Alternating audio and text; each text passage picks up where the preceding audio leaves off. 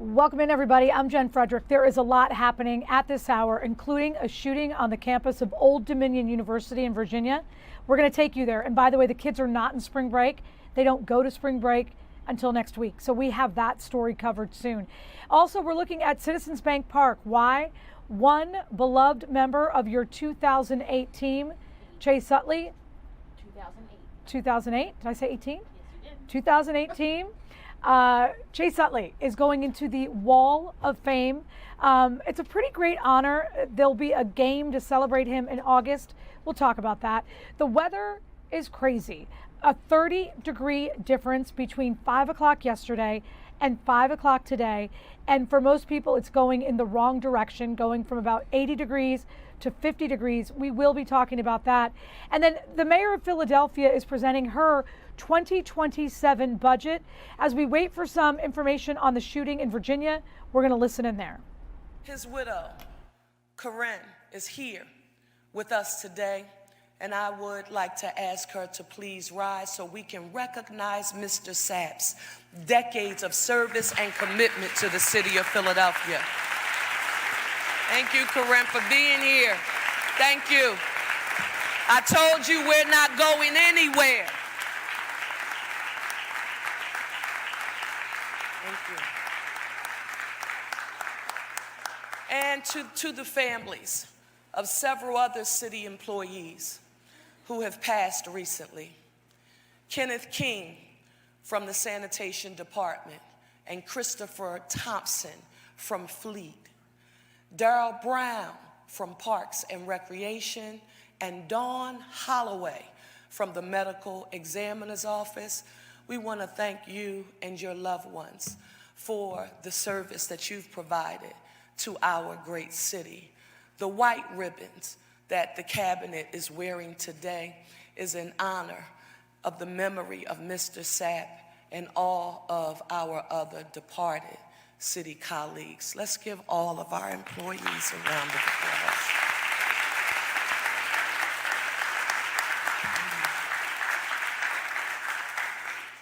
Before I go in to the budget, I want you to know I saw a clip this morning from a lady we are all familiar with by the name of Donna Brazile. She was in Philadelphia talking about the state of political affairs in our nation. And she said most prominently that we suffered from a hope deficit in our nation, that Americans needed a sense of hope. So I thought long and hard about Donna Brazile's comments, and then my friend and brother Mungu Sanchez came to mind, and him always saying to me that hope is important, but don't forget that hope doesn't buy bread, eggs, milk, and cheese. People need access to opportunity so that they can feel the hope, pride, and inspiration. With that being said, I want you to know that... So again, we're going to take you to the campus of Old Dominion University. This is a live camera. There's a reporter that is giving a report right now, and we're kind of dipping into the coverage. Here's what we do know. 2 people were injured in a shooting early this morning at Old Dominion University. That is in Virginia. The gunman is dead, according to the authorities and a news release from the university. The shooting happened just about 10:49 a.m. in what's called Constant Hall. It's in the center of the university's College of Business. You can see police officers there. It's in the city of Norfolk. So Norfolk police, ODU police, and other emergency personnel responded immediately. So the injured were taken to a local hospital. At this point, we only have that 2 people have been injured. We also know this. Old Dominion University has canceled classes on that main campus for the rest of the day. In an alert that was sent after the shooting, students were told, staff was told, quote, to run, hide, follow all of the fight protocols. So follow the run, hide, fight protocols. They wanted anyone on campus near that business school to get out of harm's way. Earlier, and again, it's about 12:05 now, this happening about an hour and 15 minutes ago. Many police and emergency vehicles were seen swarming the school, specifically in the area of Hampton Boulevard. The officers were armed with rifles, and they were seen headed onto that campus. So again, if you're just joining us, there has been a shooting at Old Dominion University. That's in the area of Norfolk, Virginia. There's a gentleman there that's reporting on it. So we're going to continue to kind of dip in, dip out of their coverage. We do believe the students were headed home on spring break, or headed to where they were going to go tomorrow/Friday, because their spring break is next week. But you can see there is some people walking around. They're certainly on their phones. You have to wonder if those students that we see right there have been asked to leave a dorm or a building that they were in. Again, we're being told that this happened in Constant Hall, which is the center of the university's business college. We're not being told anything about the accused gunman, which again, he's dead. What we are being told is that it was resolved relatively quickly. Some of the questions that we want to answer, was this a student? Is there a motive? Making sure that everyone else is okay, including the two people that were shot. We're going to go back and forth into this coverage because we will be on with you guys until 2 p.m. We do believe there may be some kind of a press conference happening at 12:15. When and if that happens, you're going to see it right here live. We're going to go back to Philadelphia where we see the mayor. She's talking about a number of things, but she's primarily there to deliver her 2027 budget. Is Tone Bar here? These are the men and women who are on the ground doing the work. I text them, I call them. They're connected, they're plugged in. I rely on you, and I'm grateful for you, each of you.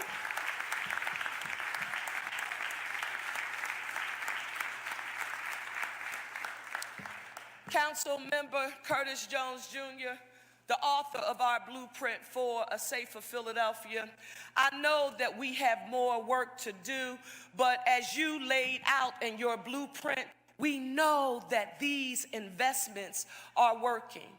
I also want us, because I remember being on the trail and it wasn't popular to talk about the need to support community policing in the city of Philadelphia. But I want to hear from you all. A round of applause for the men and women of the Philadelphia Police Department, our Commissioner Bethel, the best police commissioner in the United States, and Chief Public Safety Director Adam Gear, and everyone on his team. Bethel and Gear, you're my public safety anchors. I'm grateful for you every day. Thank you. Philadelphia, I want you to know that we are not stopping there. While we're proud of the progress and the lower homicide numbers, I want you to know that's only the beginning. The Philadelphia Police Department is also helping to address quality of life issues in our neighborhood.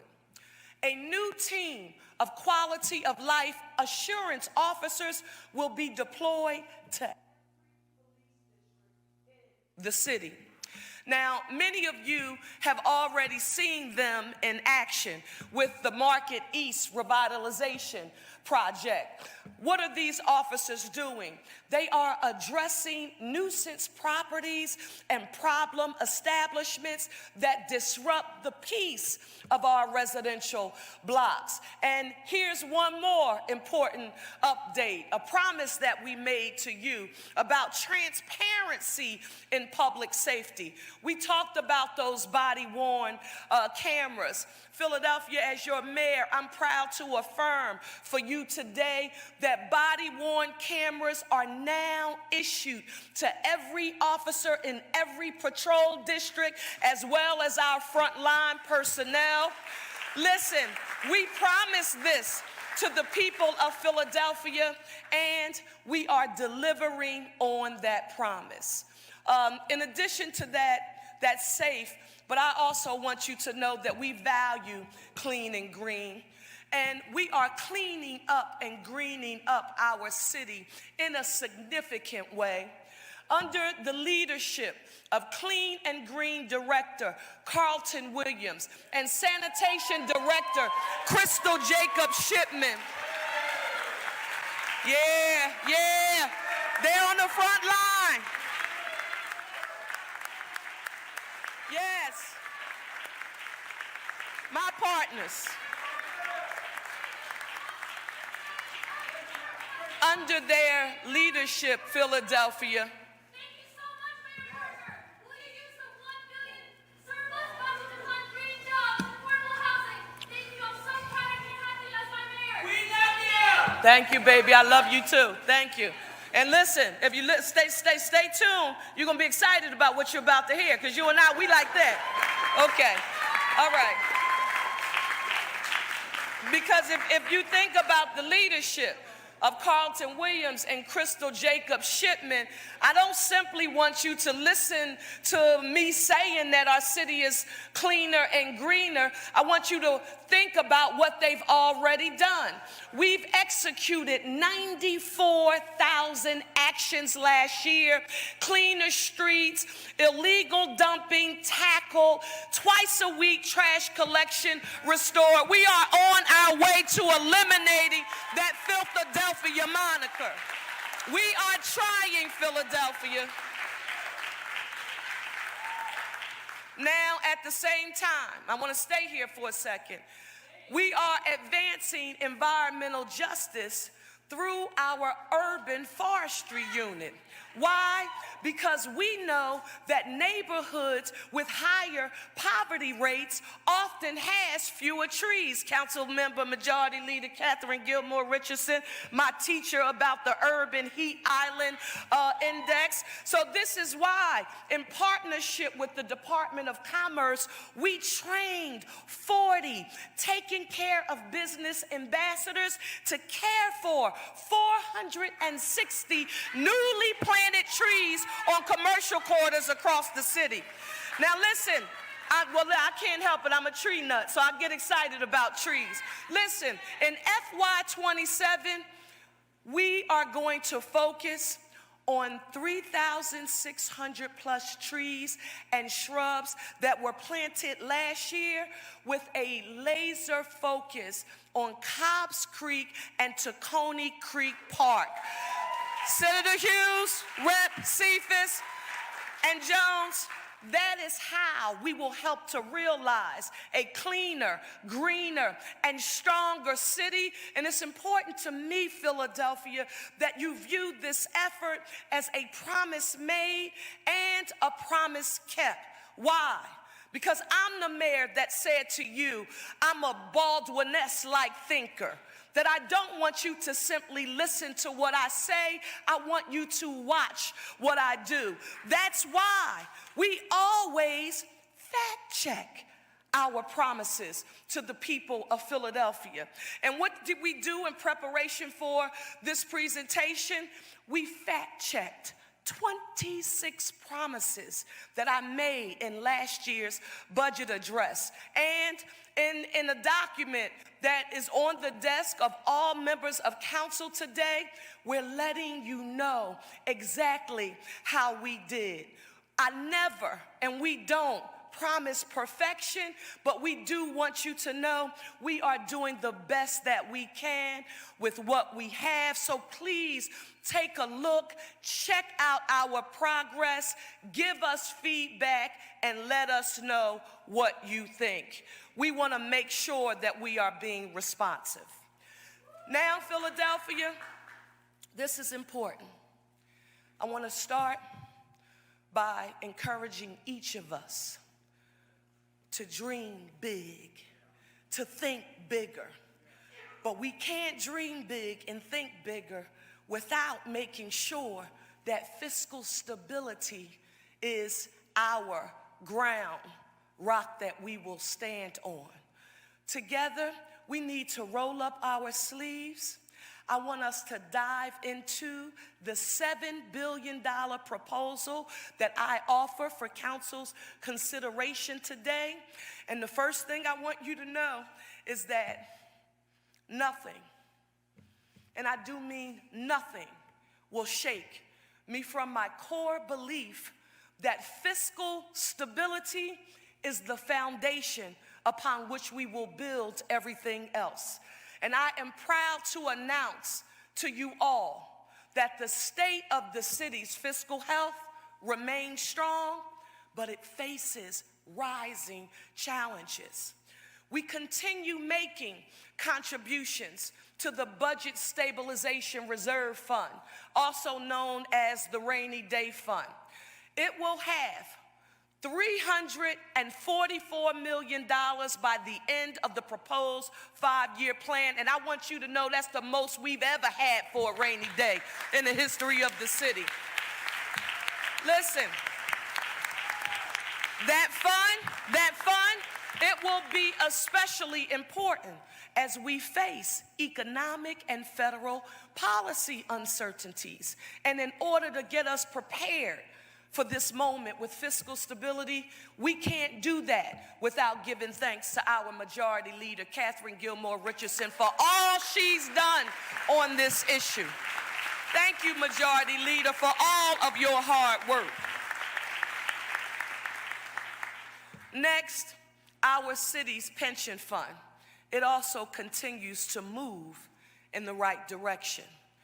We've surpassed, for the first time, the 67% funding level, and that is the highest in decades. Now, this is usually not a sexy issue to talk about unless you were in Harrisburg rumbling for sales tax exemption and the other revenue we needed to start so that we could get on sound fiscal footing. But listen, that's a 20+% increase. Senator Hughes, 10 years. 10 years. And guess what? The fund's actuary projects that it will reach 80% in FY29 and 100% by FY33. And it happened because of shared sacrifice. How? Listen, because of our collective discipline and determination, Philadelphia has secured the highest combined credit rating in decades, the highest. So listen, this is important. I want to thank, because when people contribute to the work, they need to be acknowledged. I want to thank the members and staff of the pension board, all of our municipal unions, city council, and here, they don't get enough credit, and I guess I feel and share their pain because I know what they do. We need to give a huge round of applause for our Philadelphia delegation to the Pennsylvania General Assembly. Thank you all for your work. We wouldn't be here without what you all did. Once these pension obligations are fully funded, Council President Johnson, we talked about this.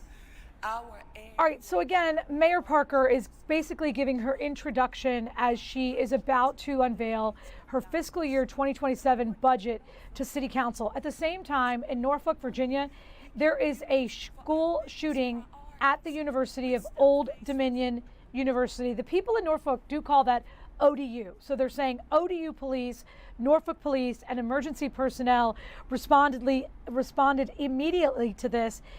2 people were injured. The suspected gunman is dead. All of this happening about 10:49 a.m. in an area on campus called Constant Hall. We're told, there we go. We're told that is the center of the university's College of Business. So again, this is a reporter that's kind of working on that story. Switching gears entirely, we have learned that Chase Utley, a member of the 2008 World Series team, willed 6th or 7th. And we got 2 minutes. We'll be right back. That was a 6-7. You're right.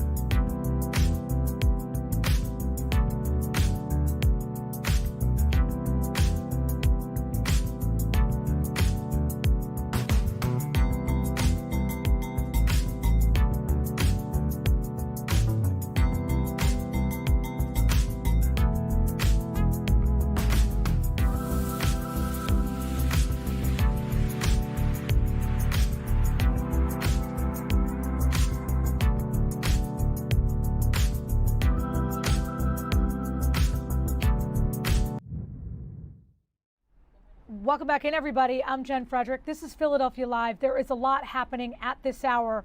I'm going to take you around the boxes. We're going to begin top left. That is Norfolk, Virginia. There has been a shooting. One man is dead, believed to be the shooter, on the campus of Old Dominion University. 2 more people have been shot. They have been taken to the hospital. Their condition is unknown. Also on the top, to the right, that's the mayor of Philadelphia. She's got a preamble going. She is about to deliver her 2027 fiscal year budget to the city council. She has a lot to say. She wants a lot to happen. We're going to dip in there. Below, that's Ultimate Doppler. And yes, it does look messy. Even more messy, the fact that we went from the 80s yesterday at about 5 o'clock. Apparently, we're headed to the 30s by 5 p.m. today. And again, all that mess in there. We know that spring sports have started at many middle and high schools. We know that's right where rush hour happens. So we will be really paying attention to that as well.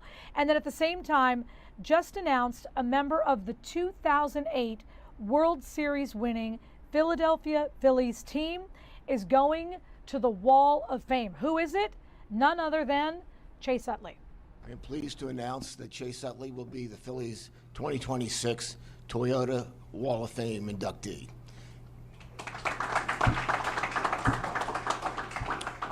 This is one of the 2 highest honors the Phillies can bestow on one of its players.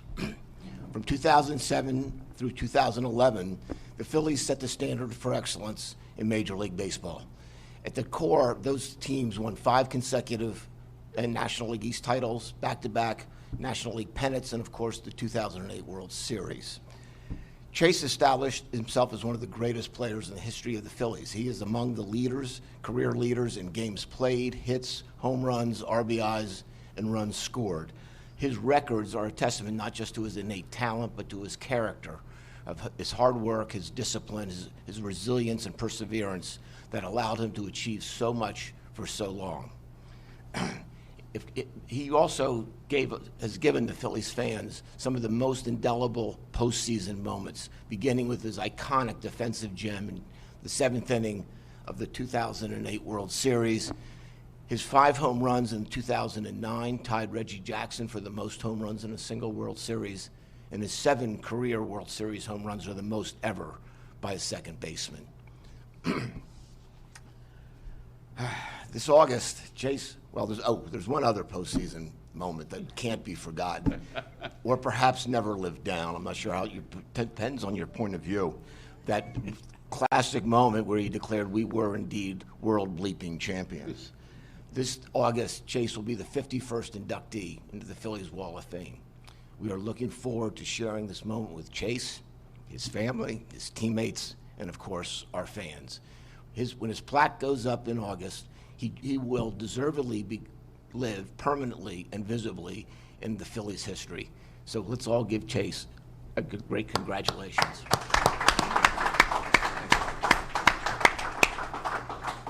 Now, we're going to save Chase's speech until August. Please, so yes. if you guys have any questions, raise your hand and we'll get things rolling. Rye, Cole, you have any questions?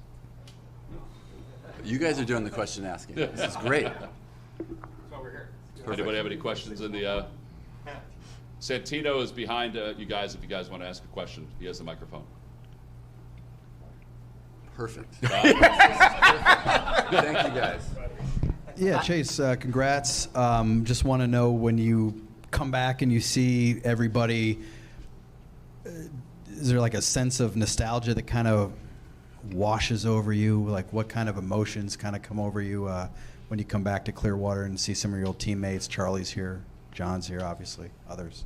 Yeah, I mean, we keep in pretty close contact over the course of the year, so we definitely have not lost touch. But as far as coming to Clearwater, like you said, yeah, it does bring back some pretty special memories. I was chatting with Cole last night, and we were just kind of going down history lane with all the good times that we had during spring training, and times that at times you can forget about them, but then when you get in a room, those memories come back, and they're pretty special. We had obviously some amazing players, amazing personalities and people, and there was I think a true reason why we were so successful.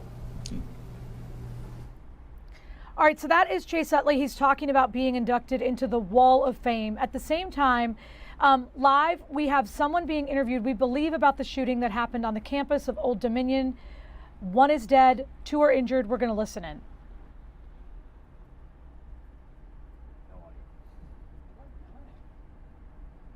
Okay, it looks like we don't have audio there. Again, around 10:49 this morning, a suspected shooter went into the business school at Old Dominion University. That's in the Norfolk, Virginia area. We're told that police and other first responders were very quick to get on scene. They got there, they were able to shoot the gunman, the suspected gunman. As you see, the campus is shut down at this point. 2 people were injured. We don't know how bad they are hurt. We know that they are in the hospital. 2 people shot and the gunman dead at Old Dominion University. All right, we are going to go back to Chase Utley. Again, we were listening in. He has just been told that he will be getting honored this season in August 7th, with a spot on the Phillies Wall of Fame.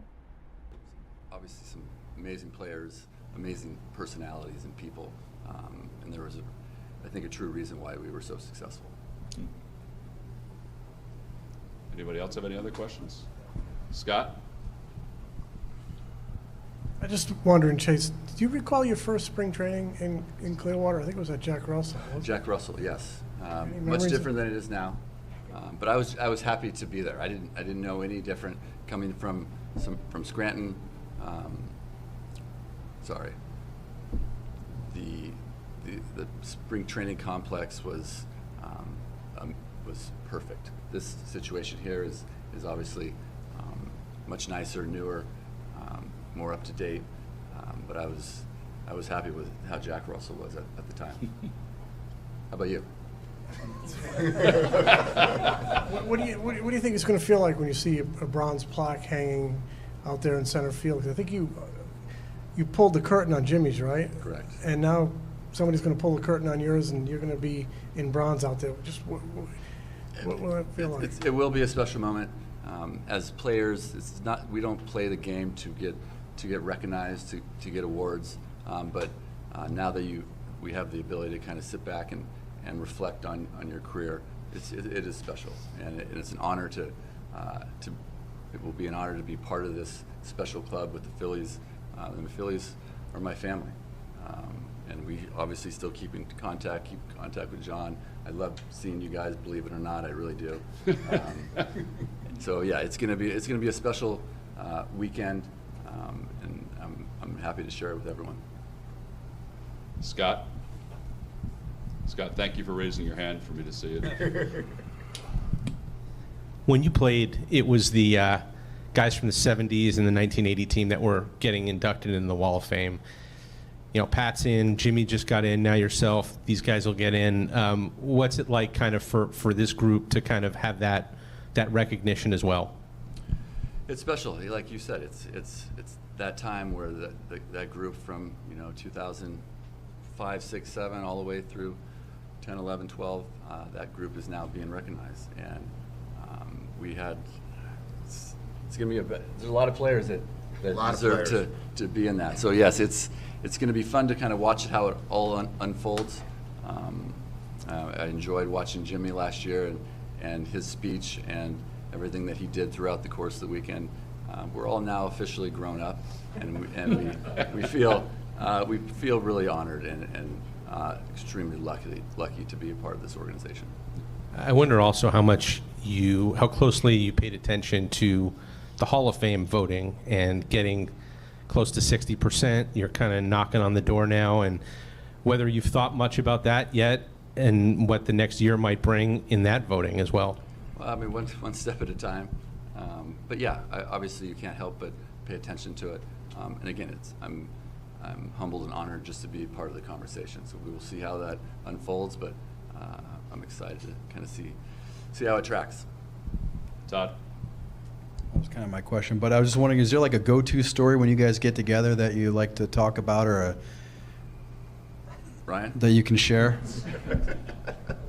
Anything like that? I think it all revolves around Pat Burrell. That's a good. Most of the stories. Yeah, I mean, Pat was instrumental in how I looked and how I looked at a clubhouse. And we don't need to go down this path, but Pat was a huge influence on me as a younger player. I didn't have much of a choice but to kind of follow him around. But the way that he went about his business when he got to the field, what he did to put in the preparation, put in the work, it was something that I took from him that I think was greatly beneficial. Any other questions for Chase? All right, well, Chase, congratulations. We look forward to August. Thank you. See you guys in Yeah. August. All right, and so when they have this ceremony, August 7th, they will play Toronto Blue Jays. 2 weeks from today, opening day. They are in Clearwater. We are going to be up, look at me with my maps, we're up there. We're going to be at Citizens Bank Park when they take on the Rangers for opening day. I have asked the people who work here that are my bosses if I could be there. We'll see. Steve says no. I think it's a yes. So we'll see what happens there. In the meantime, it's always a big, big day for our city. As you know, we got to get there. We got to get home. Everything has to happen safely. It's one of the things that the mayor and her administration takes care of. So we're going to dip back in and listen to her 2027 budget address. To understand what that vision would require, that we needed to address supply and production, but it also meant that we would create a pipeline for training the next generation of skilled trades workers here in our city, and it takes leadership to do that. Councilmember Thomas, thank you. Please give him a round of applause.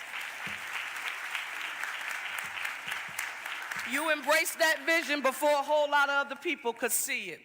I want you to think about this, Philadelphia, really.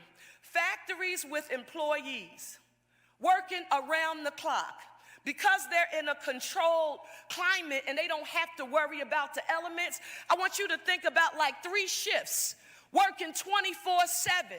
Family-sustaining union jobs to build affordable and workforce homes for Philadelphians who need housing right now. Right now we need that housing. We can't wait. That's why in this budget, I am proposing that we invest $10 million to move this agenda item forward. And guess what, Councilmember Thomas? We put out an RFI, that's a request for information, and there is real interest already coming in. I don't know if Jesse Lawrence and Angela Brooks are here, but I was on pins and needles waiting for the responses, and they have been very encouraging. So we have a whole lot of work to do, and as mayor of this city, you need to know I'm counting on you. Give Angela Brooks and Jesse Lawrence a huge round of applause. John Monlack, thank you all for your leadership. I want you to stay with me. Let's talk about access to workforce development. You can't have economic mobility and be put on a path to self-sufficiency if you don't get access to the ability to learn a skill that will allow you to have a career or do something that you love so you can make a living. So when we talk about access to workforce development as a part of our economic mobility agenda, I want you to know that we have to pay for that too. And that's why in this budget, I am proposing that we add $10 million to our budget to support workforce development training. Now, in my last budget, you know we made this same commitment and we invested in organizations like the Center for Black Educator Development, Unite Here, the Black Brain Campaign, and SEIU. And I'm proud to let you know, Philadelphia, that these investments, they are already making a difference. But when we work together, the city doesn't have to do everything alone. So that when we had the foresight to make that investment, the philanthropic community, they also stepped up. They were led by Comcast, the William Penn Foundation, the Philadelphia Foundation, and others. And guess what they did?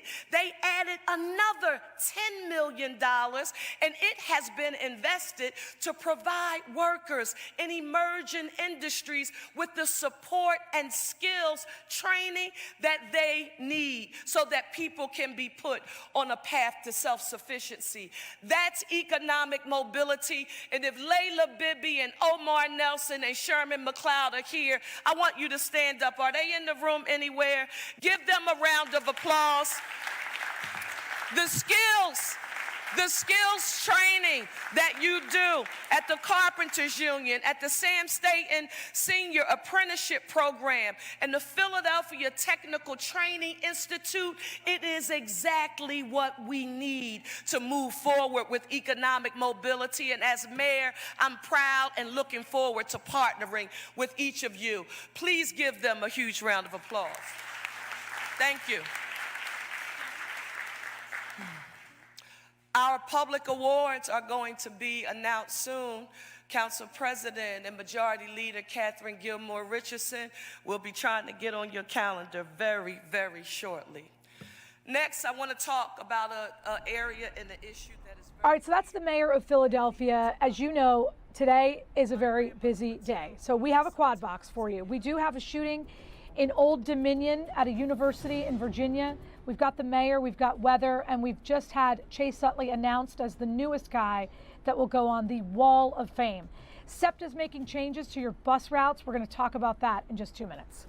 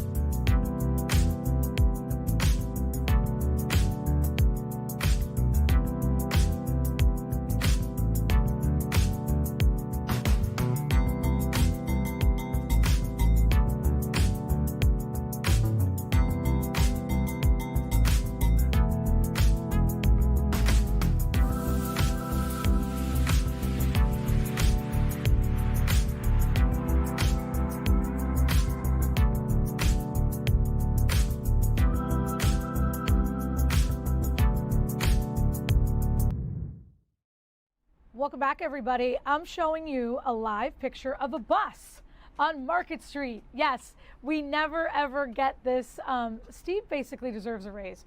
There's another bus. Why are we talking about SEPTA buses? Because SEPTA is trying to make it easier for you to get on a bus. They want to make it so you can figure out where you're going once you get on that bus. Andrew Bush is with us. He's from SEPTA. First of all, good afternoon. Good afternoon.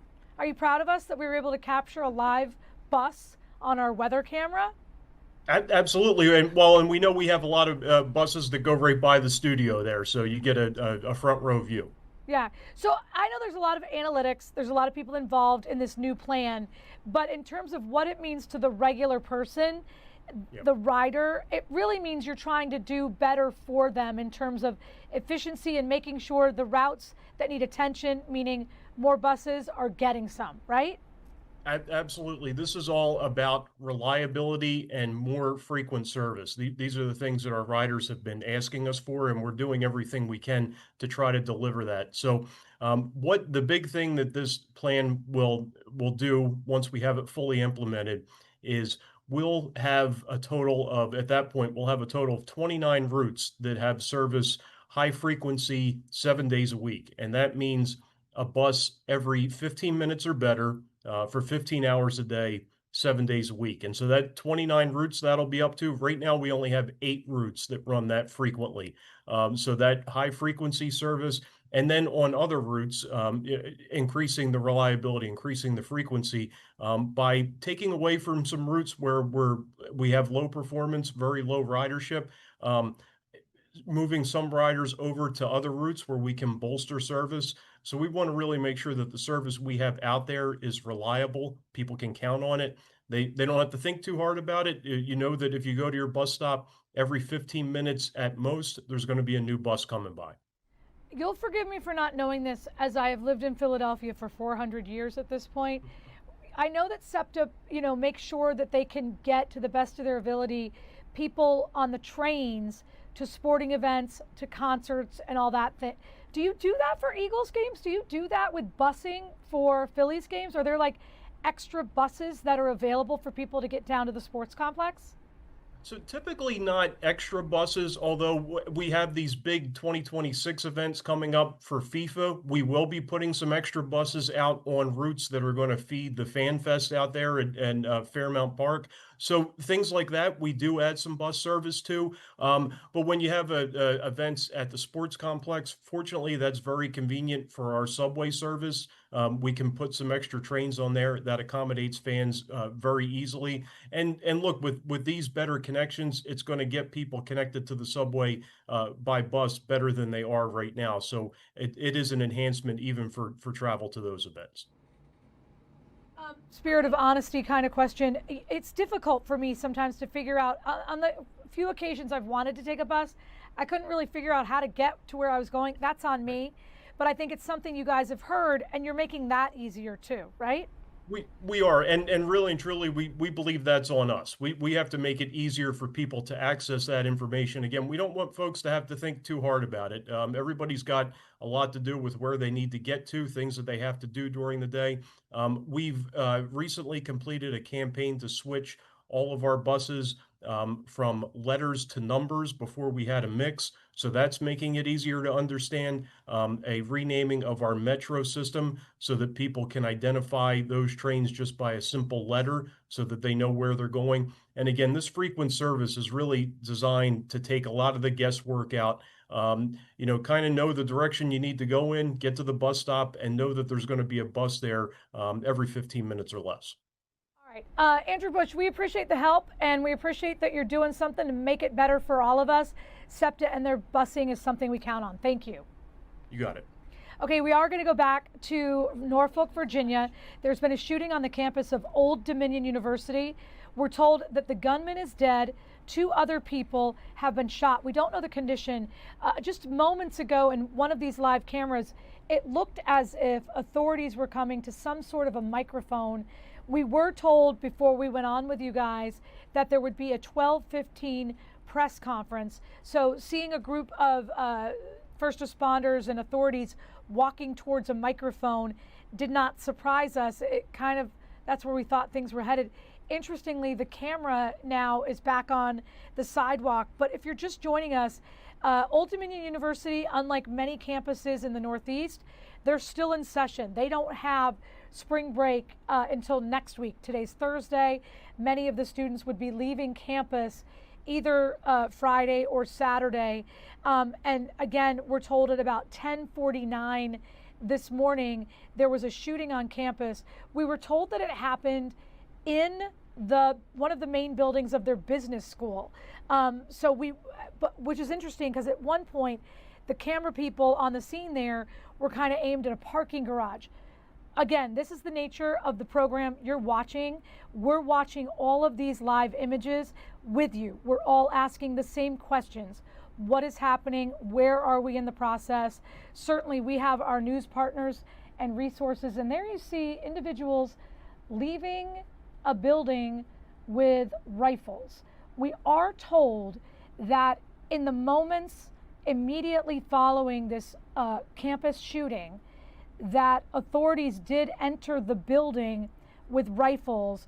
We are told that both ODU, that's what they call the Old Dominion University, ODU Police Department, as well as Norfolk Police, were there quickly. And they were there in mass, meaning a lot of people on the scene just a short time after this happened.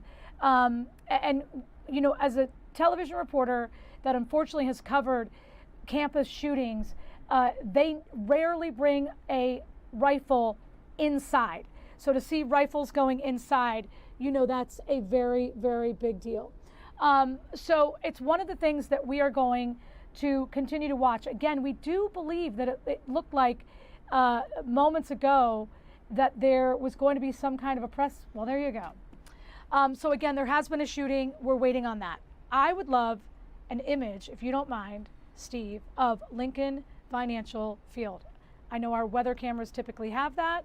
And here's why I want it. I have some good news for you guys. We heard about it a little bit. If you follow Landon Dickerson's Instagram, the Eagles and Landon Dickerson have agreed to a revised 2-year contract worth about $36 million. Landon, I believe, is the guy that went with his wife, Brooke, to Colombia, I think it was, to get some type of stem cell treatment. Again, just following their social media pages, it looked like they were there on vacation. And then I think it was him that said, you know, did you think I was going anywhere? Heck no, he used different words. But it looks like he went there, wants to make sure that his body was ready for this. Certainly it was an up and down season for a lot of the offensive linemen last year. So again, 2 years, we get him back.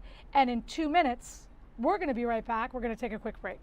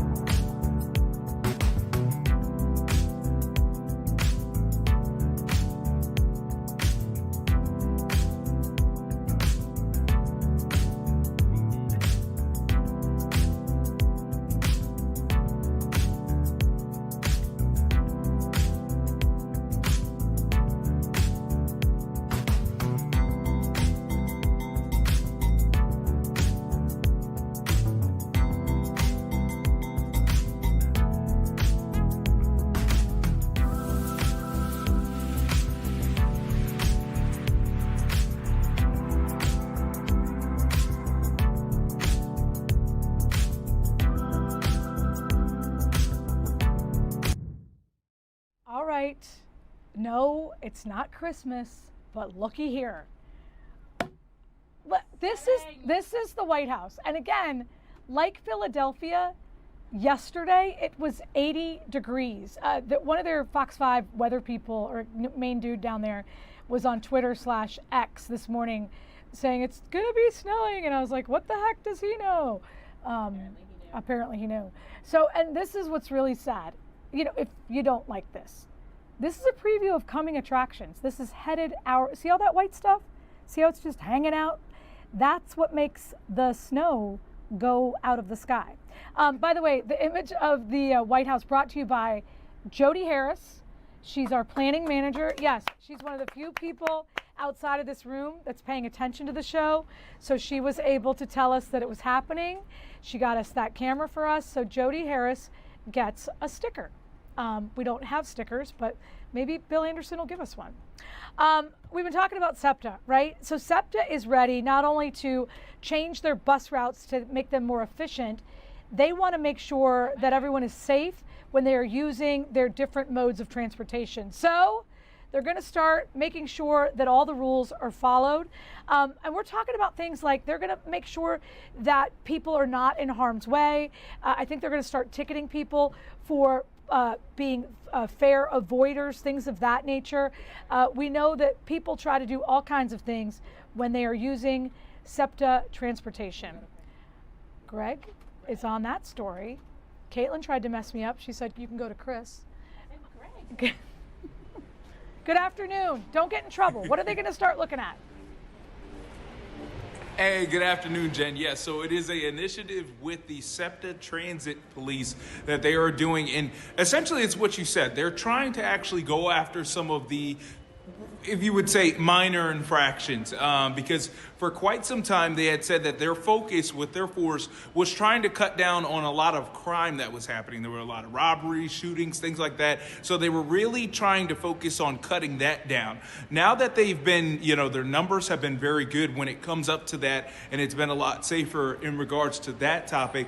Now their focus is on some of those minor infractions where you see folks are drinking on the subways, you see them sleeping on the subways, fare evaders, that type of thing. And so one of the initiatives that they have is that they have this room that is filled with cameras that literally views all of the stations all across the area. And so whenever they see something going on, they're immediately able to dispatch out to their officers and have them be able to respond to whatever situation is going on. And so they have that virtual team that's been doing some really good work. And then on top of it, now their transit police officers, they are actually going to be walking up and down the subways constantly throughout their shift to just monitor all the different types of things that people are experiencing on the train, or on the subways, such as, like I mentioned to you, people falling asleep, people smoking, people drinking alcohol openly. So just kind of trying to, enforce a lot of that stuff. Now, of course, speaking with the deputy chief, he had mentioned, he's not going to lie, a lot of it does have to do with the fact that 2026, it's a busy year. We're going to have a lot going on. So that's an important part of this. But also, he said on top of that, this is something that they were already planning on doing and something that they are going to continue to keep up even when we get past 2026, when we're in 2027, 2028. This is going to be a major focus for them because they want the Philadelphians that utilize this and the people around the region that utilize these forms of transportation to feel safe each and every time they board. We love that because, you want to use it, you want to feel safe, you want to feel like you can put your teenagers on there, things of that nature. All right, I'm going to ask you to pivot in your story. You're walking by people that are using umbrellas and heavy coats. Is it raining on you? Is it cold? Yes. And you're just so fierce you're ignoring it? Yeah, well, it is cold. I will tell you that. It is cold and it is raining. I do try to ignore it because I'm like, all right, let me get done with this hit and I'm going to get back into the warm car. But yeah, it is cold out here. It's cold rain. And from what you put, that little live pic that you had, DC's having snow. Well, I got good news for you. We have a show that lasts until 2 p.m. So if it starts snowing on your head, we would like to see it. They told us it was going to happen. And it's happening, and we have the Doppler. So, all right, thank you. We appreciate the help, and I like that they're going to keep doing it well beyond this year, obviously. Greg Payne, everybody. Yeah, thanks, Jen. Okay. We are going to go back briefly. Should we go to, let's go to Mayor Parker. So, again, she's delivering her 2027 fiscal year budget. We need that revenue to support our schools, and we're going to work very hard to fight for that revenue. How much would it generate We estimate that this would generate an annual additional $2.4 million for the school district. And I know President Streeter, if School Board President Reginald Streeter is here, he's saying, yeah, I hear you, and those are great ideas, but we need more. And I know that, President Streeter. That is why, as mayor of this city, working in partnership with the City Council of Philadelphia, I want you to know that we are going to do our part with the taxes that we just recommended for implementation, but we are also going to do our part in supporting our governor and our state legislators as they work hard to help fix our Philadelphia crumbling infrastructure and give our children learning spaces that they deserve. So part of this budget includes the administrative and executive branches working together so that we can help Harrisburg, help Philadelphia. And council members, I think we can do that together.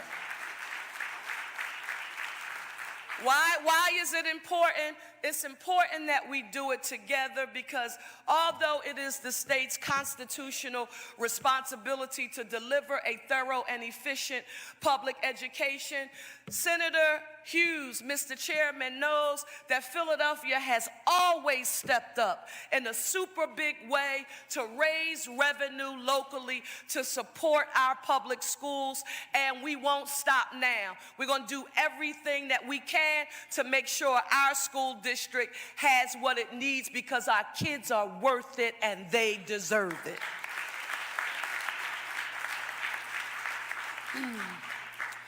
Next, I want to talk about small and local businesses as economic mobility. Small and local businesses and encouraging innovation in our city's economy, it's an essential part of our economic mobility agenda. I can remember when the Supreme Court ruling made it clear that Philadelphia's program for ensuring diversity in contracts would have to change. I was proud that my administration did not wait for another adverse court ruling. We acted proactively and decisively.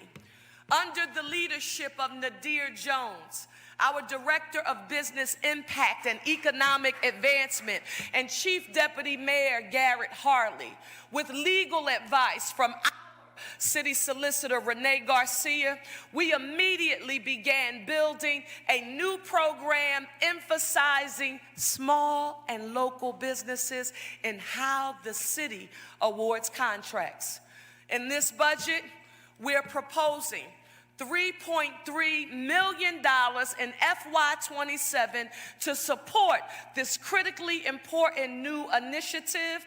And I am confident, I want you to hear me well, because there was a whole lot of noise going on when this All right, so we're going to continue to listen in to Mayor Parker. She's giving her fiscal year 2027 budget address to the Philadelphia City Council. And again, she was talking a little bit about schools. I'm sure she's going to be talking about many things you will want to hear about. At the same time, in New Jersey, there is a New Jersey State Police Superintendent that is making history.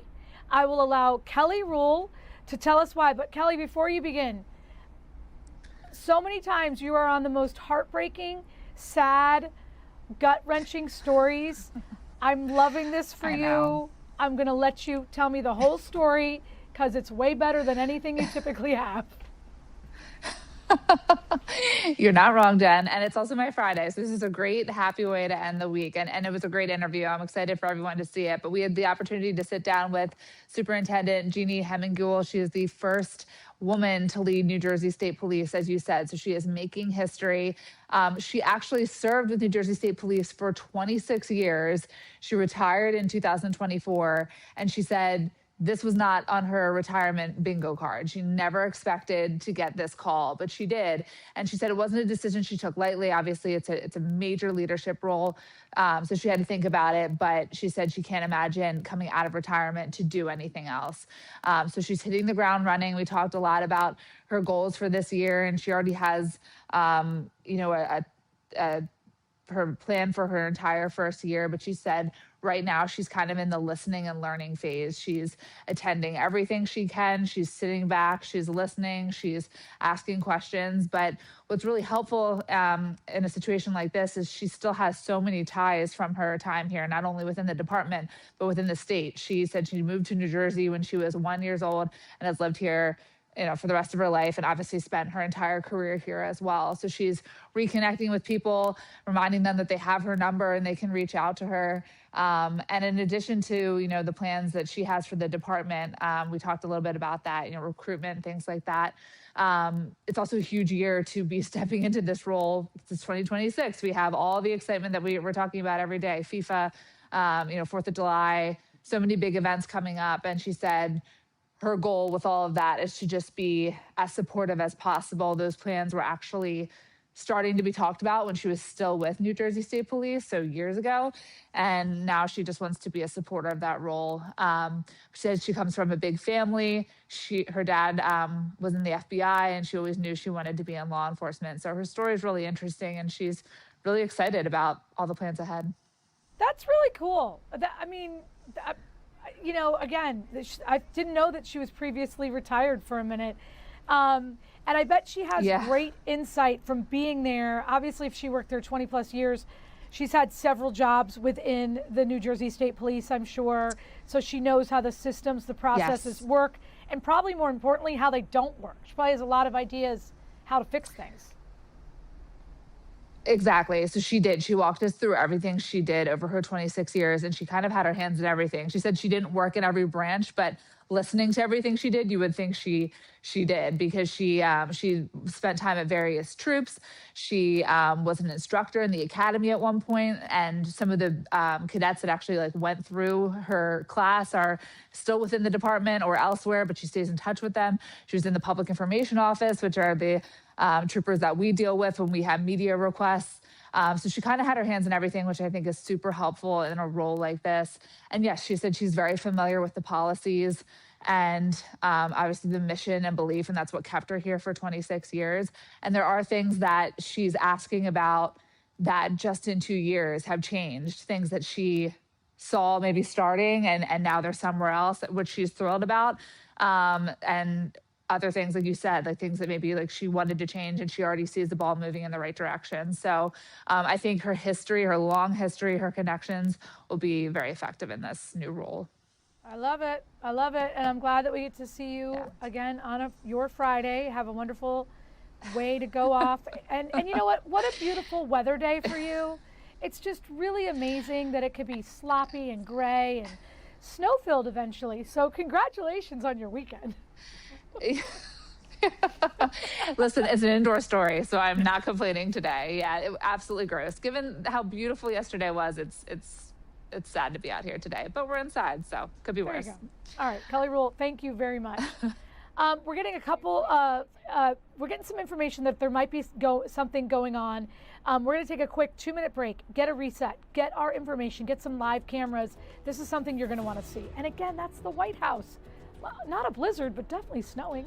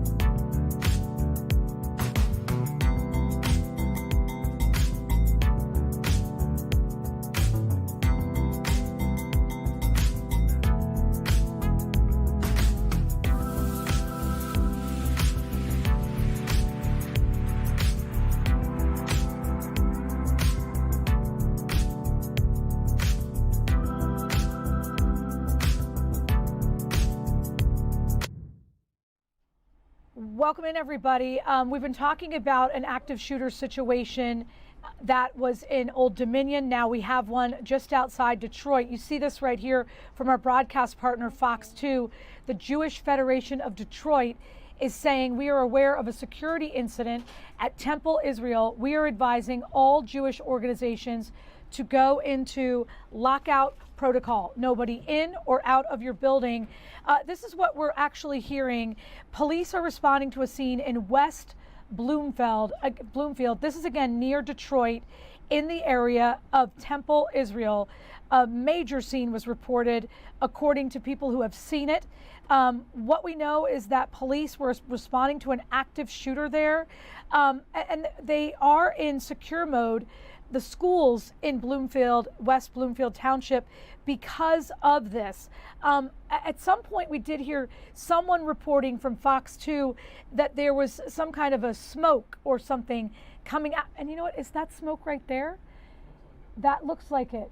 They were talking about the fact that smoke was coming out of one of the entrances or one of the exits. And I mean, from the looks of it, that's a massive campus, right? Like that, you got to wonder if there are schools. There's some smoke right there. You have to wonder if there are schools within that complex. You know, in Montgomery County, here in Philadelphia, you know, Pennsylvania suburb, Montgomery County, Lower Merion, that type of area, you do see schools on the same campus as temples with the Jewish faith. So it would not be uncommon to have a school in the same complex. However, it doesn't look like there's a lot of cars there. So that would, but you certainly see a lot of people outside. So again, if you're just joining us, this is some video that is live from our broadcast partner just outside of Detroit. As you can see, people are rushing in. We are being told that police are responding to an active shooter. Are we watching them go in? We are watching, it looks like law enforcement is rushing in. There is a fire truck there on scene. We do see firefighters there. They do not look like they're rushing in the same way that the people who appear to be running in on foot. If you're just joining us, we're watching this live along with you. So we are making the same observations that you might make. We are working with our broadcast partners to give you any and all information that we may have as all of this unfolds. So this is in the area of West Bloomfield Township. We are told that Bloomfield Township schools were put into a secure mode because of what's happening here, literally live in front of your eyes. And again, police responded to a scene in West Bloomfield, and they responded to something called an active situation. Our broadcast partners at Fox 2 were told that there is an active shooter threat located in the area of Temple Israel. And then, like I said, we were kind of listening to reporters and anchors out of our Detroit affiliate talk about what they were seeing. And one of the things they were talking about was smoke. Now, you do see, it looks like people coming out with blankets. Not sure why that has paused right there. That might be a Skyfox. Okay, so they're kind of giving us an idea of where this is. Remember, we're getting all of this, as you can tell, from our Fox affiliate in Detroit. Thank you. So we're able to switch back to that. That is Skyfox. You know, each and every city where we have TV stations has a helicopter as part of our news gathering operation. Again, look, not a lot of cars in that parking lot. Not a lot of cars in that parking lot. It is, you know, midday. I believe they're about an hour or two behind us. So it's got to be like 11 or noon there. You know, midweek, it is Thursday, remember. Not attached to any holiday that I am aware of. I believe that Passover is right around Easter this year. Detroit's the same time as us? All right, so it's 1 o'clock there, 1:11. But again, we do see several fire department vehicles, and it was interesting anything that had happened.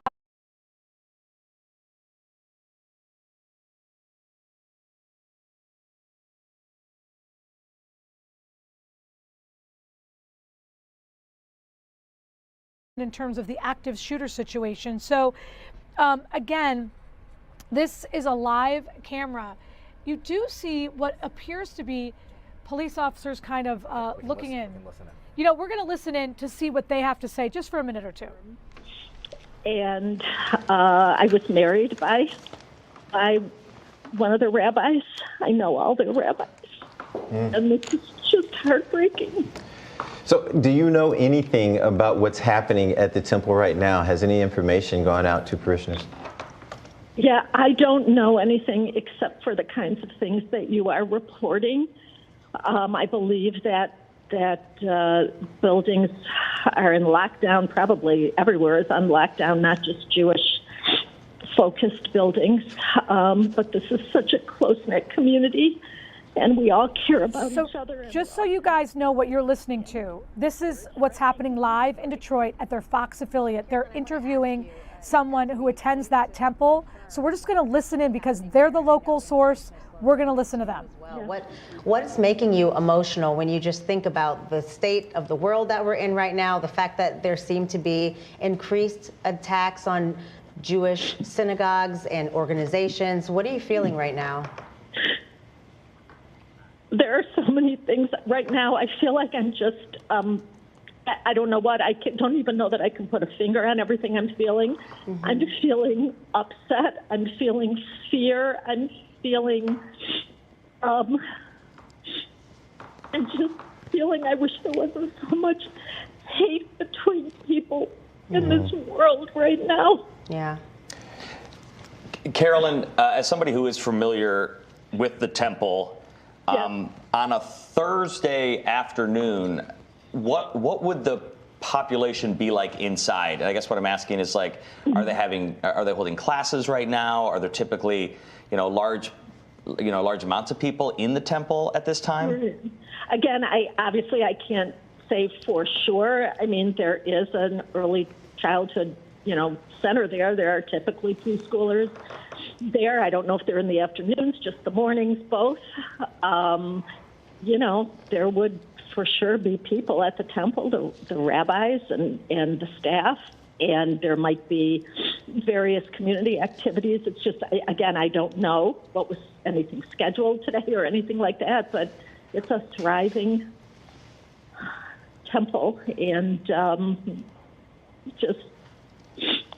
I can't even. I think I'm in shock, to be honest. I think we all are, Carolyn. As we look at these live pictures, you can see that police with long guns are headed into the building. You can see multiple EMS trucks as well. As we have a live crew now on the ground looking into the building and looking at the situation. And there is a sea of police enforcement from all different agencies that have descended on this location. Like, I don't know if we've ever seen this big of a police presence. He's absolutely right. That is a sea of law enforcement. When that camera turned around, that live camera turned around, I agree.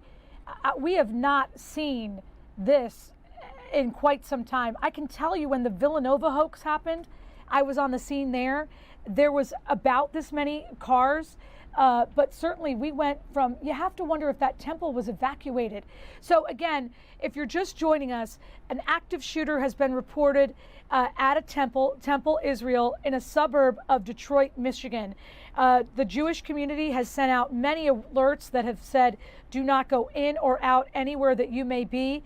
We know that the school district in Bloomfield, which is part of West Bloomfield, they are in a lockdown protocol.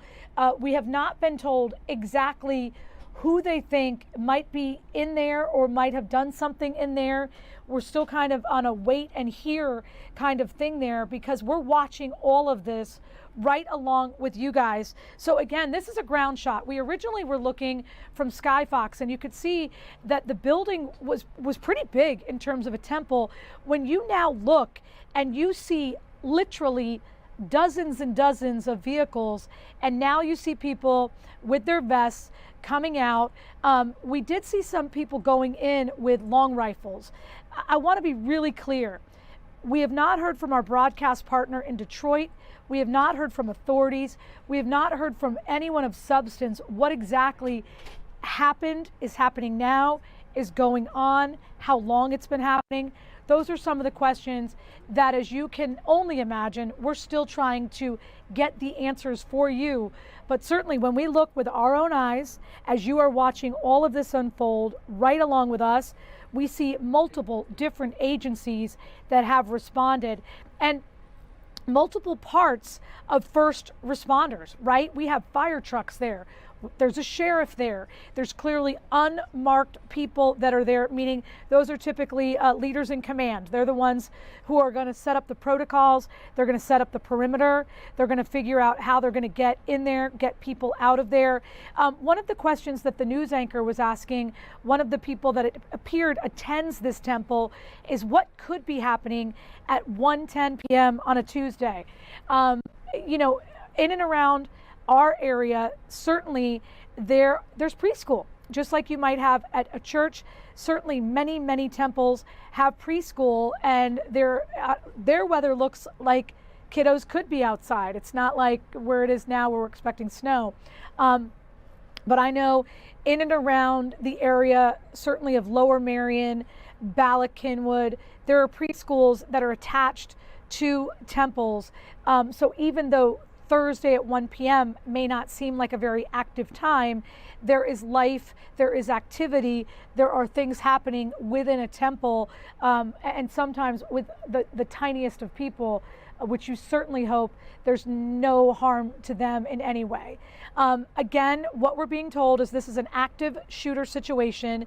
You do see officers walking back and forth. They are carrying rifles in some instances. So again, back here, this is a live camera. So now you're looking at two things, right? You're looking at a Skyfox image of the entire area. And what speaks to me, what I see, again, I've been a reporter, I've been an anchor for a very long time. I look at that smoke. What is going on with that smoke? I also see a lot of homes in and around that area. And I guess you saw that there, that was the line of, we could see that almost. And we still see emergency vehicles headed here. We have not been told if anyone is currently inside this building. When we went to these live cameras, when we went to this story, one of the reasons why we are here showing you this is that we were told there's an active shooter inside a temple in a suburb outside of Detroit. So at this point, we have no reason to believe anything has changed. We have not seen anyone brought out. That looks like it's a neighbor. Interestingly, we haven't seen them set up a big police perimeter. We don't know if there's a barricade. We see a paramedic truck. Looks like it's leaving the scene.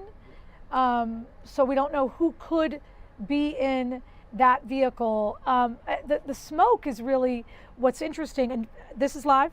So they're still going in. There are still authorities walking in. So that is still someone with a rifle in his hand, with what appears to be a bulletproof vest, walking in to this building. And again, another gentleman. What's interesting here is they seem to be on one side of the building. Certainly our perspective is only what we can see through these live cameras. We do see officers still coming. You really see no people that look like they could be civilians. So you don't really see anyone that could have been in there. You do see one gentleman with a helmet on. That is indicative of someone that may be going into the building, knows that there may be some harm in there and wants to protect themselves. That individual looks to be communicating with someone else about what may or may not be about to happen. I just want to reset what you're looking at. Right now, it's 1:21, 20 minutes after 1 o'clock about. And this happened about an hour. Look, the smoke is coming again. In the smaller camera, which or the smaller box right there, I'm just really curious what that smoke is about. You see them running, actually. That's live, right? So again, this is actively happening as you are watching it right here. This is Philadelphia Live. This is what we do. We bring you everything and anything that is happening. Now, interestingly, on the small box there, it does look like people are leaving the building that may or may not be law enforcement. I only say that because they're the only individuals we've seen not wearing a bulletproof vest.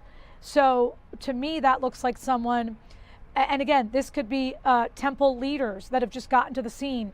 We don't exactly know who those people are, but we do know they're the first people that we've seen on that campus, in that zone, without a bulletproof vest on their body. Because most of the people that we have seen are either firefighters in full uniform, paramedics full uniform, or officers of some kind that are certainly wearing protective clothing. We know that this is a suburb outside of Detroit, Michigan. These images are coming to you from our affiliate in Detroit. And so again, I'm looking at the big box. I'm looking at people going in, and it looks like some are coming out. I would be curious to hear if the Skyfox pilots are being kept away for some reason. In some instances, there's a directive where helicopters have to stay back for all kinds of reasons of security. And now we're zooming in on the small box there. And again, you still see, looks like police officers of some kind. We could say members of law enforcement, well, it says police on the back of their shirt right there, going into that building. One of the reasons why, we're kind of captivated by this is typically when something happens like this, we get more information. Caitlin, we don't have anything else updated other than what we already have, right? Okay. So again, looks like FBI is now on the scene with a rifle. Again, I just want to give you a glimpse into things that I have seen when I have been on the scene in these areas. If this gentleman is loading up his weapon at this time, we have to believe as observers that the situation is not under control. If this guy is getting ready to arm himself, you have to believe that something is still dangerous in and around that building, that he is worried about, that he is either protecting himself from, or he needs to go in there and challenge someone that may be inside. We are all watching this along with you. I'm giving you the insight that I have after working these types of situations out there in the field. Again, the other thing that's interesting is clearly they're allowing a camera person to be right there. So sometimes what will happen is they will immediately set up a big barricade, a wide perimeter. They don't seem concerned with that at all, which could be one of two things. Maybe it is contained and we don't know this, or they're so fixated and anxious to get into the building to resolve the situation, they really don't have time to worry about whether a camera person is documenting what is happening there on the scene. It looks like they're in this temple is in the middle of a residential community, and we do know that the school district in and around this area is on lockdown. We've also been told that members of the Jewish community have been told to stay in place, to follow any emergency protocol that they have been given. We see the bottom of Skyfox there. I wonder if Skyfox is pulling away. Okay, so that image right there, this one right here is what we're looking at live.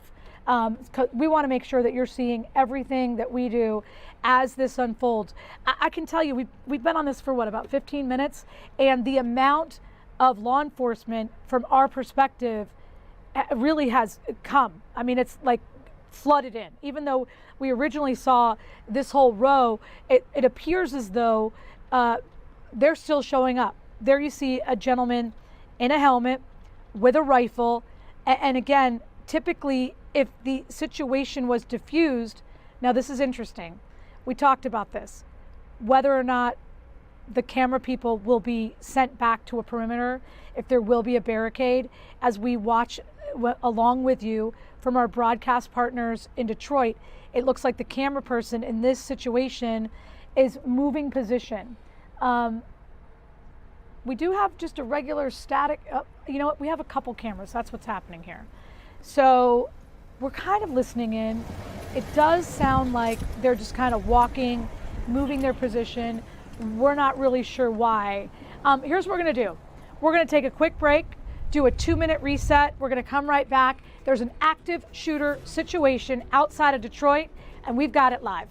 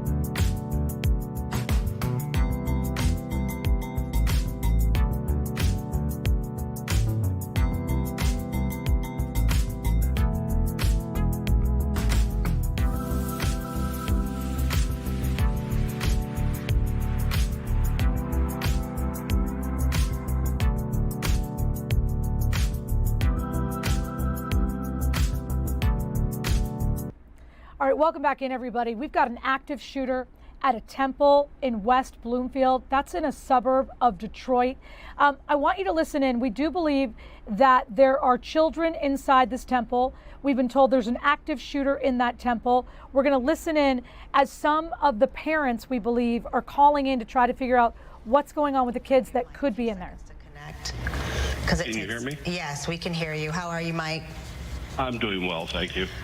So you're security coordinator at Kensington Church. If you've had a chance to look at our live pictures, we have seemingly every agency on the scene. We've seen police, we've seen FBI, we have fire crews on the scene. There's smoke billowing from the building in 3 different places. Word of a car. I do believe we just got to look at the car into the building.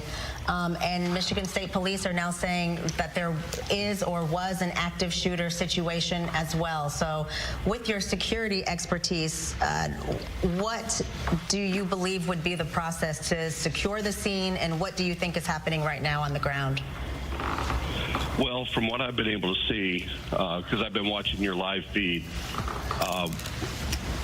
they're going to be securing the entire building and making sure they get everybody out safely. They're going to be going through, making sure that they've stopped any possible threats.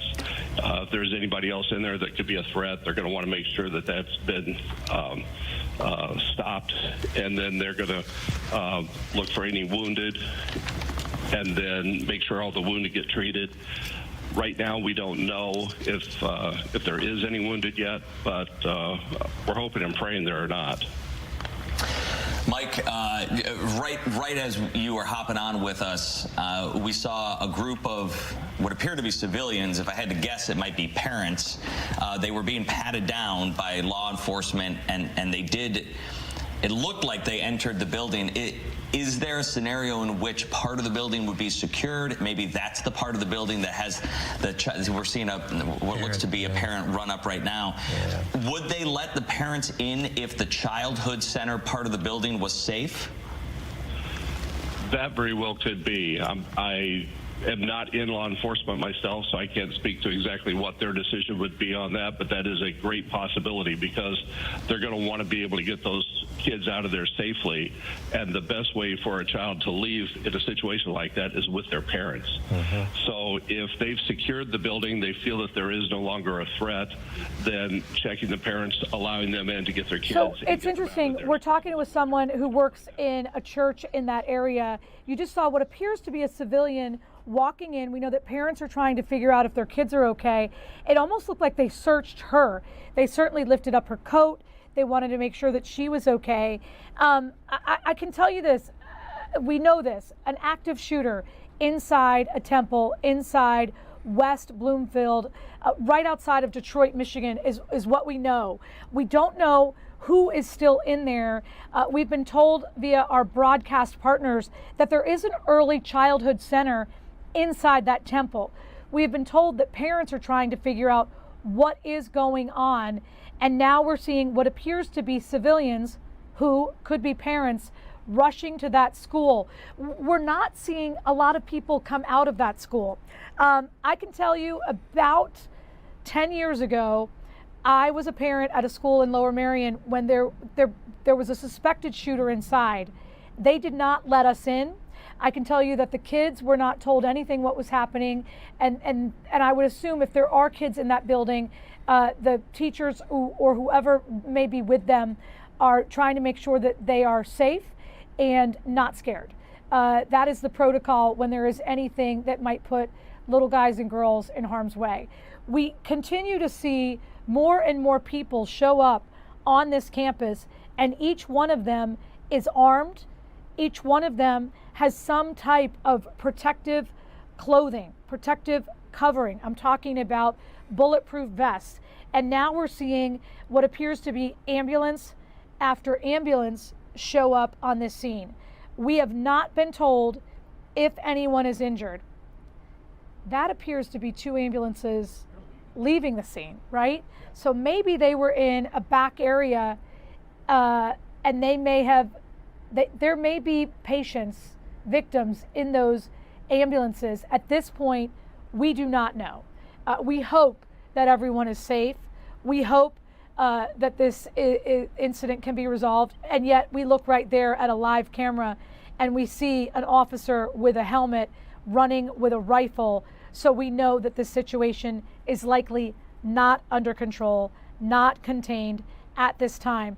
The other thing that we have heard is that the reason why there was smoke at this temple, again in West Bloomfield, which is a suburb of Detroit, is that a car rammed into the temple. That was what we were hearing from our local broadcast partner.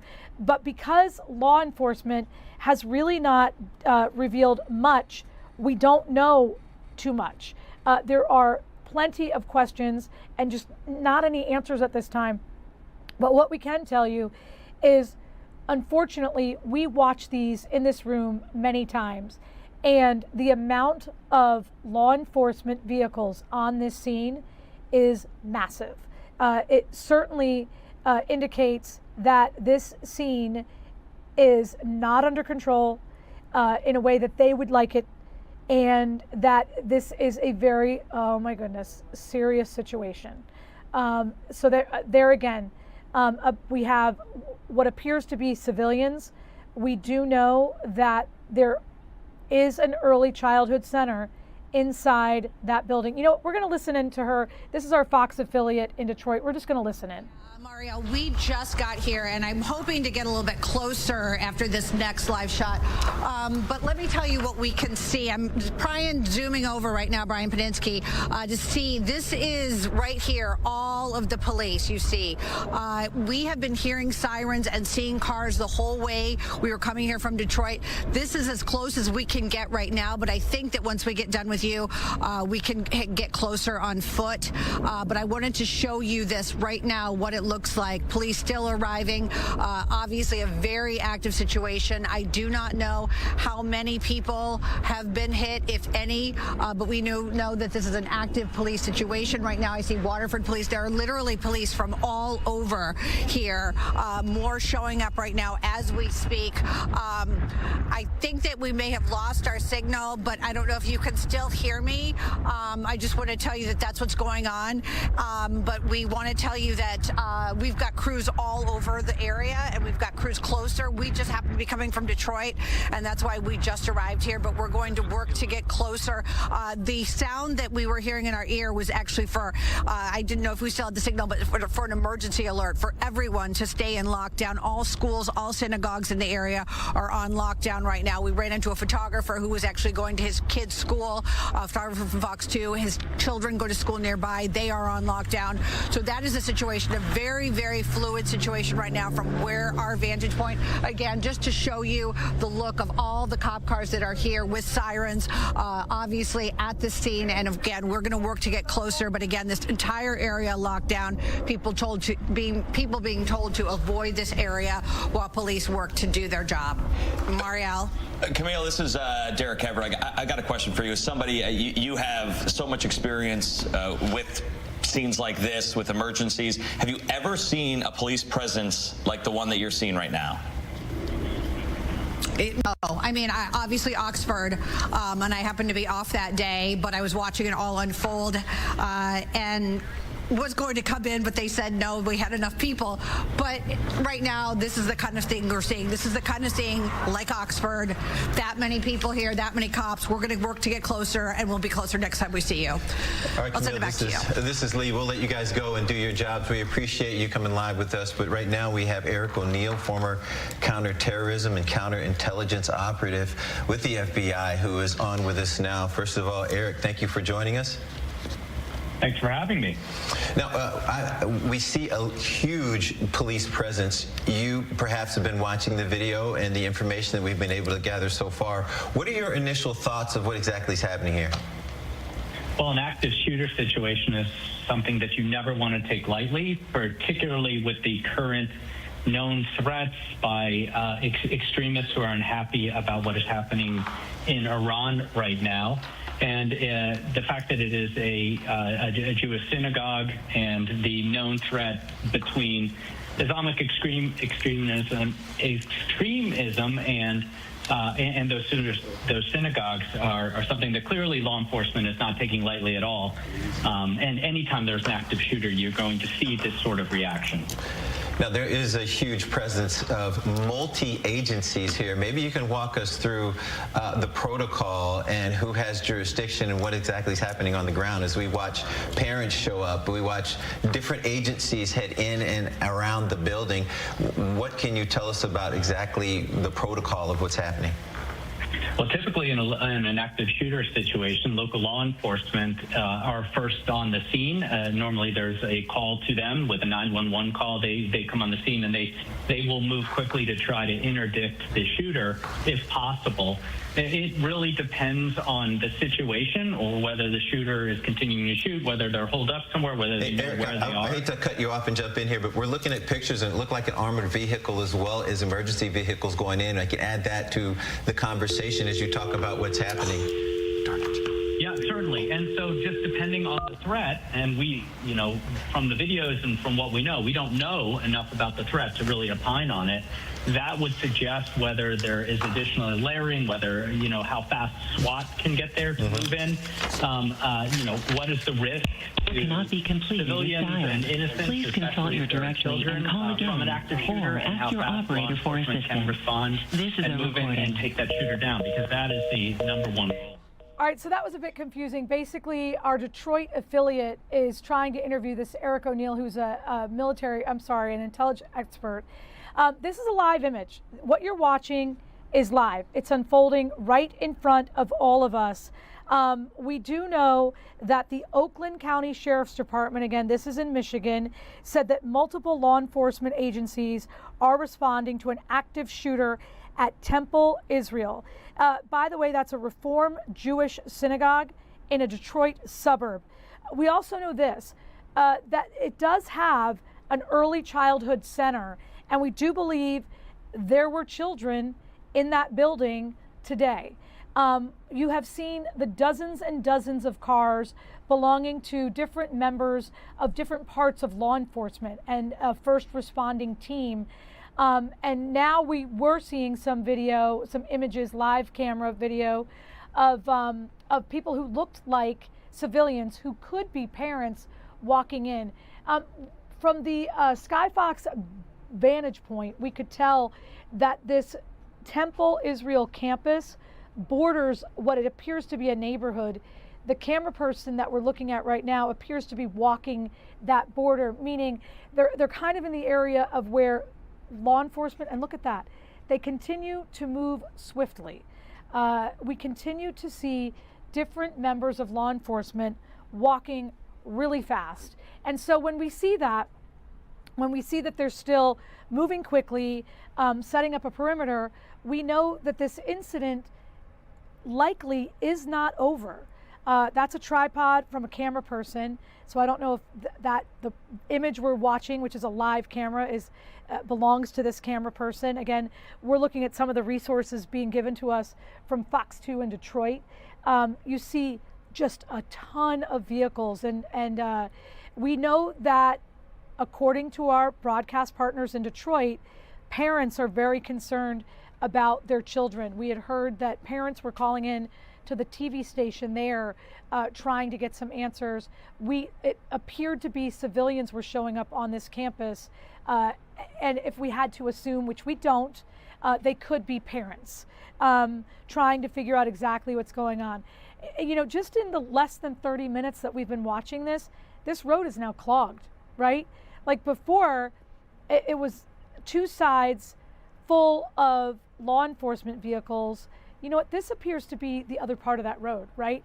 So I wonder if these could be parents who are flooding to this scene to try to figure out what may be happening inside that building.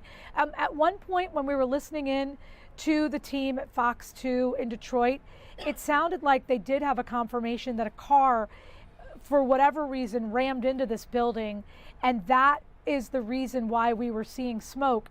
But from the Skyfox picture that we saw, we didn't see like a damaged wall. We didn't see a car that had run in. But what we did see was smoke coming out of at least two parts of that building. And again, that building is a temple. And there you see it. That is a live image right there. So you do see police tape is now up.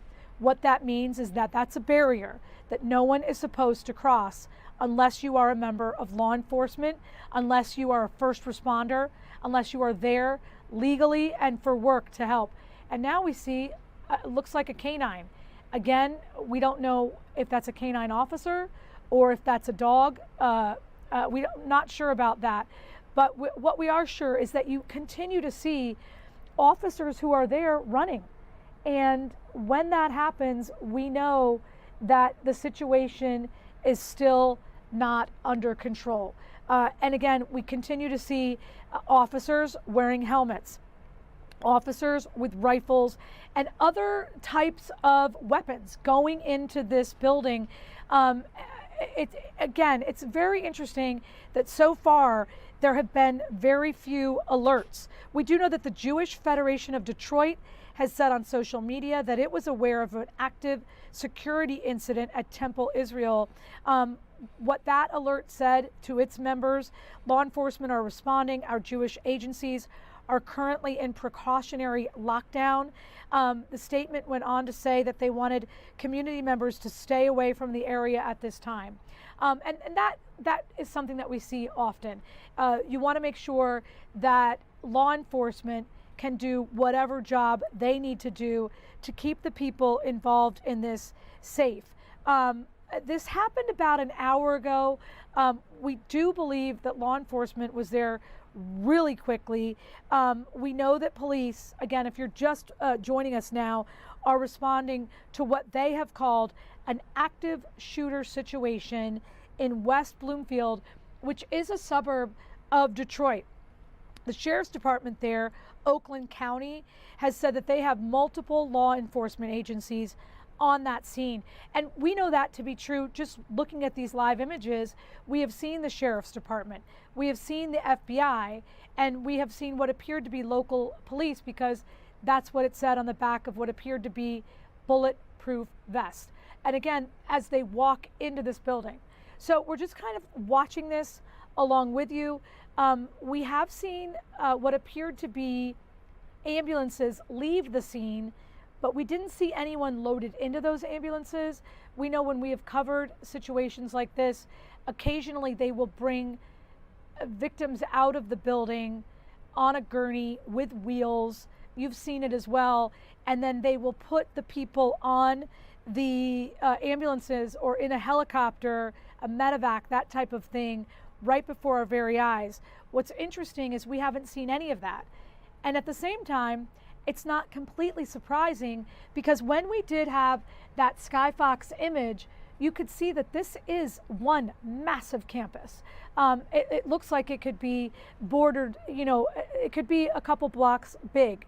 So you have to wonder if someone that could have been injured was taken out of an area that we candidly cannot see. It does appear that some civilians are now leaving that building. What we have not seen yet are any children. And again, we have been told from our broadcast, Temple Israel, which, is very common, especially at a Reform temple like this. We know at Mainline Reform, which is in the Ardmore area, they have a very healthy early childhood community where kiddos of all religions are invited to be there in a preschool type environment year round. So even though it is Thursday, this all started at about noon, maybe not a traditional time for services.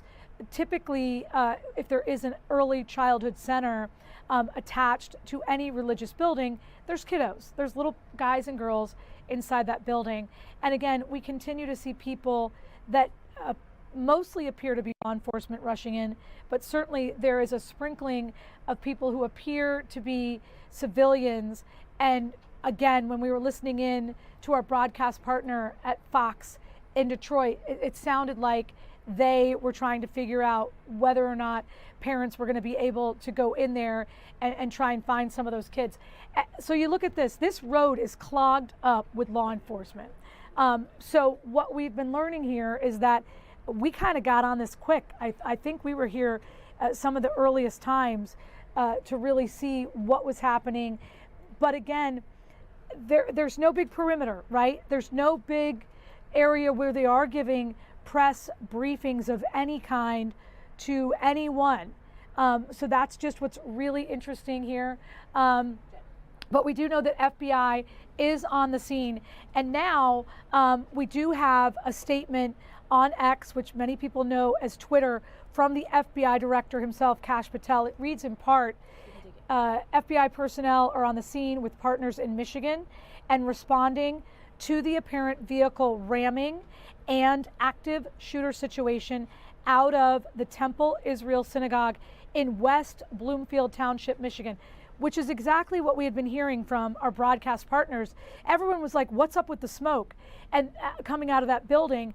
And then we saw that there was smoke coming out of the building. And then we listened to the anchors and reporters talking about the fact that it appeared to be a car that rammed that building. And now we have the FBI director, Kash Patel, confirming all of that. Now, as you look at this image, I just want to give you an idea of what might be happening. That's a live camera. So a person is a photographer employed by our Fox affiliate in Detroit. That person is likely trying to get a better angle of what is happening. All right, so this is a couple different images, all of them live. This is interesting. You do see a group of people there who may or may not be law enforcement. Certainly they're having some kind of a conversation about something. Obviously we don't know.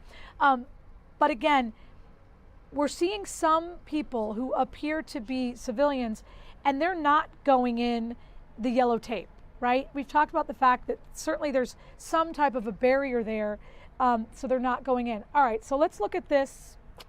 I know, there's a couple cameras. All right, this is a van. This appears to be several law enforcement vehicles. I say that even with the black van because of the lights going up to the temple. Nope. Are they going where we think they're going? It appears that they are moving away from this. Again, this is live. So we're watching all of this at the same time you guys are watching it. Not sure why that car right here that we're watching live, this is the right camera, is going fast, but they may be either escorting someone out of there or trying to figure out where someone might be. If there is someone inside that building, part of what might be happening now is they're trying to figure out if that person has a family member that could maybe be a part of all of this in terms of speaking with them. So this right here, it looks like a police officer that certainly has protective gear on, a member of FBI right there, several of them, again, with heavy protective gear, helmets included. They look like they are coming out of the building. You have to imagine they're all trying to figure out what's going on and how to get people, if there are still people in there, how to get those people out of the building safely. Again, we see sheriffs, we see the FBI, we know the local police are on this. What we don't know is who may or may not still be inside that building at this time. It is very interesting that the first member of law enforcement we've heard from officially is the FBI director. Typically there is some type of organization, and again, you see this, they are still walking with a rifle. It looks like they're trying to set up some type of a perimeter, but when you see an officer walking on a civilian street, which that appears to be, with a rifle in hand, you know that this is one serious situation. And we're not surprised by that, because what we are told is there's another officer with a rifle of some kind. Active shooter situation inside a temple. I'll say it again, we have been told that there is an early childhood center inside this building. So what this means is that there may be children, very young children, inside that building at this time. And I'll tell you this, I know I'm repeating it, but rarely do we see officers walk into any kind of school setting with any kind of a rifle. They want to make sure that the children in there are safe unless they have to go in with a rifle. I've seen it less than 3 times that police officers walk into a building where there's children. And did that say search and rescue? What did that say as I drove by? What I can tell you is this. Since we started watching these live images, the amount of law enforcement, the types of law enforcement, it just keeps increasing. The trucks are various. There are certainly different people there that I can imagine are there to manage different parts of this operation. If there is still someone inside search and rescue, that is interesting that there is a search and rescue team there. We've talked about it. As we've looked at it, the campus looks massive. So could there be a situation where they do have to find someone? Is that a truck that maybe just brings gear? It's just a big truck that they have, and so they needed something specific in there. The answers to those questions, we don't know. I can tell you this, look up on that hill. As we continue to look at these live cameras with you, you can just see the swarm. I mean, the swarm of law enforcement officers that are in this area. And you see what it appears to be a civilian in that area. And we know that there are parents who are trying to figure out if their loved ones are safe. Those are some of the things that we've been told from our broadcast partners. So then you see, wow, okay, we've got 3 different live cameras, all of them very active. And you see officers of all kinds, I believe in the camo gear, maybe FBI. That's what it looked like before. And then certainly just different types of people showing up with, if I'm being honest, bigger and bigger weapons. And now we see a massive truck. This is clearly some type of combat-ready SWAT vehicle that is now coming in. Not just one, there's 4 vehicles total. Okay, well, we see 2. One of the things that we want to let you know, typically we're done at 2 p.m. here. We are going to continue with this coverage, just so you guys know that you will be able to watch all of this as it unfolds. And, you know, as we watch this, as we think about the fact that there may be young kids in this building, we are obviously hoping for the best. We are hoping for the best possible outcome in this situation. There you go. You see the smoke on that Skyfox image on the lower box that's smaller. Again, you see smoke coming out of a couple different areas. And now we see in the big box, again, a bunch of people that look like they could be civilians. And so we're just thinking, you know, those could be parents of people who might be inside that school. Interestingly, does not look like they're being given any big update either. As we watch, they're watching, and obviously, as they hope for the best, we are certainly hoping for the best as well. You know what? We're going to go now to our coverage because it looks like they have the assistant chief of the Detroit Police Department on. We're going to listen in. Rams into the building. If police were able to perhaps shoot the suspect, whether he's at large or not, as we still wait to get those details in, it still seems to be a very quick response, especially for this to be such a large response from so many different agencies. How does that something so coordinated come together on your side so quickly? You work on this all the time. In Detroit, we had our own Homeland Security, or incident response, and you get the hospitals ready just in case, fire, all your agencies involved, and you constantly communicate. West Bloomfield isn't that big. It's surrounded by a lot of other communities. So again, that is a former assistant chief of police with the Detroit Police Department, just talking about different scenarios that they've gone through. And again, you keep seeing this. You see an officer, you see some civilians. Those civilians are being let in. Other civilians are being kept back. What's the difference? We don't know. There's another paramedic unit that is there. I can tell you, oh, there is a little person. There is, did you see that? It looked like there was a child that was being held by someone. Again, they're patting down people. This could be, I'm just saying, could be a situation where parents are being patted down and brought in maybe to retrieve their little one. And certainly we hope that everyone in there is as safe as can be. We hope that every parent is going to leave that campus thankful, not heartbroken. So again, we are going to continue with this coverage, an active shooter situation at a temple in a Detroit